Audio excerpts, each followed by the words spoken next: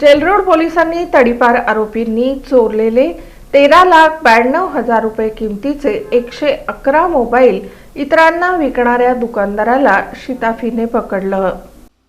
Jail Road police ठाण्यातील police constable Santosh Vayadande आणि कल्लप्पा देकाणे यांना मिळालेल्या माहितीवरून एक इसम चोरीचे मोबाईल विकण्यासाठी इक्बाल मैदान इथं येणार आहे। त्यावरून जेलरोड पोलीस ठाण्याच्या गुन्हे प्रकटीकरण पथकानं त्या ठिकाणी जाऊन सापळा लावला। तिथं एक इसम मिळून आला। त्याला ताब्यात घेऊन त्याची चौकशी केली असता त्यानं आपलं नाव फारुक मोहम्मद हनीफ पठाण वय 42 राहणार सिद्धेश्वर पेठ शहापूर चाळ सोलापूर असं असल्याचं सांगितलं।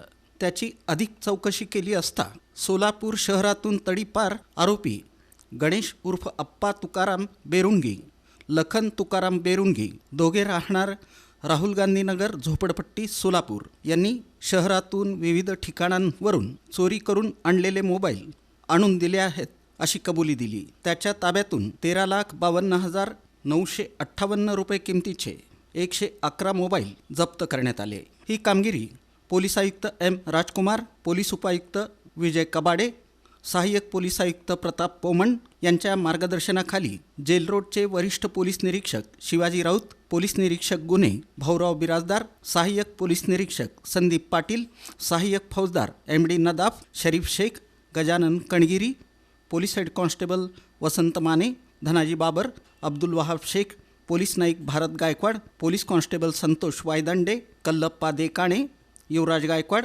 उमेश सावंत, इकरार जमादार, विठ्ठल जाधव यांनी बजावली।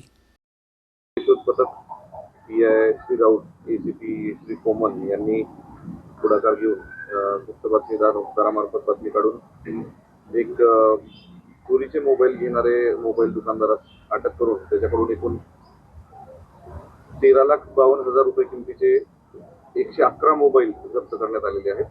यामध्ये पुढील तपास संबंधित दुकानदारास अटक करून याच्यामध्ये त्याच्याकडे चौकशी केली असता सदरचे मोबाईल हे आपल्या सोलापूर शहर आणि पूर्ण जिल्हा हद्दीतून तडीपार आरोपी गणेश उर्फ अप्पा तुकाराम बैरुंगी आणि लखन तुकाराम बैरुंगी या दोघांकडून घेतली असल्याची माहिती आहे।